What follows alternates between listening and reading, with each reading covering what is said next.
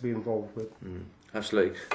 Over the last year, when the knife crime issue started to come to the fore and the youngsters were dying on our streets, you launched a campaign called London's Mothers Against Knives. Can you give us a quick outline of the kind of work you've been doing for this campaign? What it was is in Barking Dagenham, where I'm elected as a councillor, East London, a couple of parents came up to me, mothers, and said, look, Councillor Barnbrook, you've just been elected to the GLA. We have this big problem in Barking Dagenham with knife attacks, threatened knife attacks, and recently murders. I like to add recently, because the kangaroo course, this politically correct authority here put me through. And they said, can you do something about it? So I said, fine, you give me an idea of what you want. Do you want a closed petition or an open petition? They said, open petition, because really we want all aspects of knife crime, not just one dealt with. So I came to the GLA, asked them if I could do it under my title. It has no logo, it has no political direction on it. And the GLA said yes. And I'd say now it's up to around like 40 plus thousand signatures. It could be more. People are taking them, shops are taking them, mothers, grandmothers, mates in pubs, this. It's just going across the whole spectrum of London. And this is the whole spectrum. I don't need to expel it out. I don't need to be politically correct. Every part of the community is signing this. Even though they know, hidden at the bottom, it says Richard Barnbrook, London Assembly Member, British National Party. Absolutely, and no other Assembly member, to your knowledge, is running any sort of personal campaign or initiatives on the knife crime issue. And another one, not so violent, in fact quite positive, is that when Boris Johnson mentioned the aspect of our pay increase, you have to remember we're going through a recession here, and I forget the word recession, I say depression. I said, look, we shouldn't have an increase. And Boris said, well, I'll leave it to somebody else to deal with. So you're relinquishing responsibility, Boris. You can put your foot down here and say, no pay increase this year, let's give it back to the taxpayer. Granted, he's got a freeze on the precepts for the council tax, but I say that's not enough. Why can't we all here give a wage, 1 day's wage, over to help the aged? They're all humming away and all the people sort of turn their backs on me. I said, look, here's the money. We expect that sort of response from career politicians. Of course. And look at Parliament. I don't need to say any more. You gave an entire day's wage over to help the aged. And I've done more of that as well. I've given now roughly to myself and to my colleagues around about £1,000 plus over to it. And again, people from across London, little groups and branches, the British National Party, when they have their days of action, they also put up the banners, help the aged, every penny counts. And so far in the area of Havering, they've raised £60–70 from just passers-by saying put a fiver here, tenner here, 10 pence, whatever they can afford to give over to the elderly. Again, when I made comment towards this to the GLA, if they would think about something like this, they weren't interested. And that's pretty much a brief overview of what's happened over the last year. Coming now to the present, can you give us a brief overview of what's been happening in the press recently regarding yourself and Nick Griffin's visit to Buckingham Palace?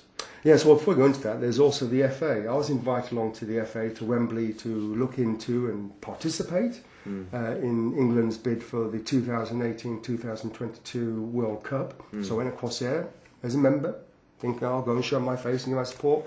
Always to do to go on, what's he doing here, what's they doing there? And then I started thinking, well, one comment came back, well, we need the support of 3 African nations. I'm thinking, well, how about the support of our own nation, which I'm a representative Well, you've got a right to be there. Yes, you're representing the people who elected you. Yes, we got over 5% of the vote. You're representing a substantial amount of people in London, so you've got a right to be there. Yeah, then the next one, as you mentioned, was the bizarreness, I can't put it in the way, just stupidity and gall of Boris Johnson, the GLA, to blanket my choice of guest to Buckingham Palace on the early July. And I find this really quite rich from all of them, every single person in that GLA, including the mayor, when their parties have had their snouts in the trough with the list you can't know where to start the list. It's like fraud, corruption, blinking perjury, theft. It just goes on and on. And how they can have the audacity to say, you can't take Nick Griffin, who had a suspended sentence, again for politically correct restriction of what he can and cannot think or say, to be invited along. Now, there was somebody else I was going to take along, Mothers Against Knives lady, London Mothers Against Knives lady. She couldn't make it. I had to make a snap decision. I thought I'd invite Nick. And now all this to do about Nick going or not going. and I think it's disgusting. I see you've got a list here that you've prepared of Oh yes. similar heads of state. Well, let's go through it. Let's see how this matches up to Nick Griffin. This is just trying to put things in perspective. Of course They think it's morally wrong that Nick Griffin, a British patriot, a British nationalist, should be even have the audacity to even think he could go near the. But a true patriot. That's the thing about the British National Party. A party for the people, really representing the identity and the whole belonging of Britain, which includes Her Majesty and Prince Philip, great guy. You've got the Perdry guys. You've got Archer and Aiken. I'm sure they've been. Both of these have been. I'm sure they have. Then you go through another list here. 1971. Don't make sure the dates.